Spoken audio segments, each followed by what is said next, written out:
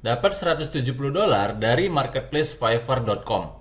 Nah, ini adalah salah satu orderan yang saya dapatkan dari berjualan jasa di marketplace Fiverr.com. Nah, teman-teman juga bisa melakukannya dengan menjual skill yang teman-teman punya di Fiverr.com ini. Jadi di Fiverr ini teman-teman bisa menjual apapun skill yang teman-teman punya.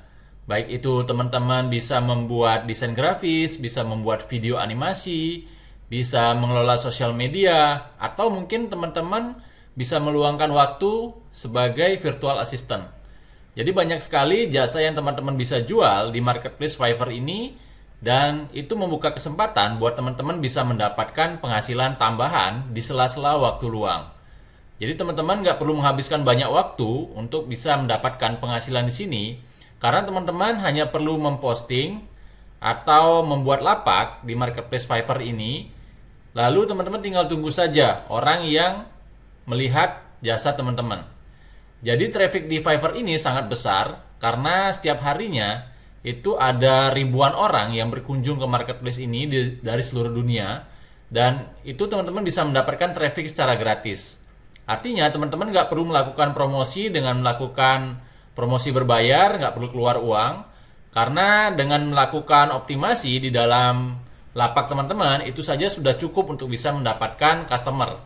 Yang terpenting adalah teman-teman mempunyai satu jasa yang unik dibandingkan orang-orang lain pada umumnya, sehingga itu memperbesar kemungkinan teman-teman bisa mendapatkan penjualan dengan lebih mudah. Nah, di sini saya akan tunjukkan apa saja yang teman-teman bisa jual di marketplace Fiverr ini. Nah, di sini kalau kita lihat ya. Nah, ini saya pergi dulu ke homepage-nya Fiverr. Nah, di sini teman-teman bisa lihat ya, di atas ini ada kategori yang bisa teman-teman jual jasanya, dan tentunya disesuaikan dengan skill yang teman-teman punya. Contohnya ini misalkan grafik dan desain. Terus di sini ada programming and tech, terus ada digital marketing, video dan animation, dan lain sebagainya. Nah, ini kalau misalkan kita buka salah satunya, misalkan digital marketing. Nah, ini di dalamnya itu ada banyak sekali subkategori yang berkaitan dengan digital marketing. Misalkan SEO, terus ada Google, terus ada Meta Ads, dan lain sebagainya. Jadi nanti teman-teman tinggal sesuaikan saja dengan skill yang teman-teman punya, dan nanti teman-teman bisa jualan di marketplace Fiverr.com ini. Jadi ini bisa menjadi salah satu batu loncatan buat teman-teman untuk bisa mendapatkan orderan dari luar negeri. Karena kalau misalkan teman-teman sudah mendapatkan klien dan sudah punya banyak klien dari sini, nah teman-teman bisa nanti arahkan berikutnya untuk melakukan pembayaran via PayPal. Jadi nanti teman-teman akan mendapatkan bayaran yang lebih banyak karena tidak dipotong fee di Fiverr, dan juga customer yang melakukan order itu juga nggak perlu nambah biaya. Karena biasanya kalau di Fiverr ini ketika orang memesan itu biasanya akan dikenakan yang namanya service fee atau service charge, di mana dia harus membayar lebih dari harga yang kita tawarkan. Jadi misalkan harga kita $5. Nah, si customer itu akan membayar sekitar $7 lebih ke Fiverr.com karena ada biaya service fee. Dan kita terimanya $4, bukan $5. Jadi dari customernya akan tambah bayarnya dan kita akan terimanya kurang dari $5. Nah, kalau misalkan kita melakukan transaksinya di PayPal, nah itu tentu saja akan sangat menguntungkan buat kedua belah pihak. Jadi baik dari customernya itu akan membayar lebih sedikit, dan kitanya pun itu akan terima lebih banyak.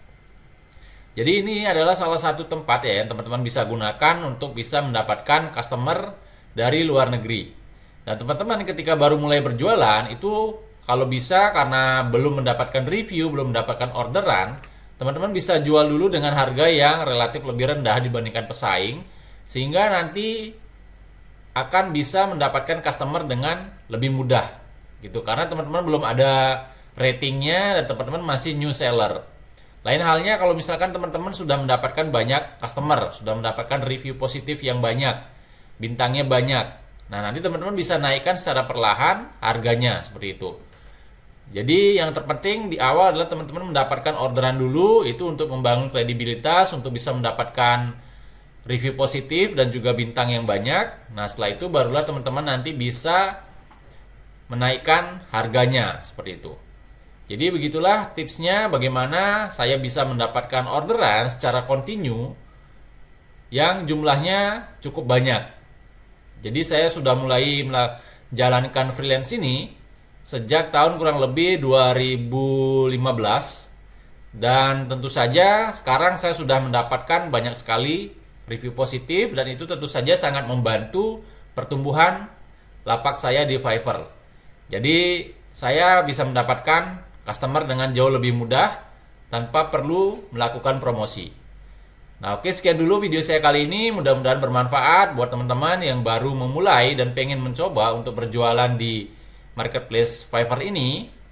Nah, jika teman-teman ingin belajar lebih detail, step by stepnya, bagaimana caranya, saya sudah bagikan pengalaman dan sudah saya tulis dalam sebuah ebook yang teman-teman bisa miliki. Dan teman-teman bisa klik linknya ada di deskripsi untuk bisa mendapatkan e-booknya.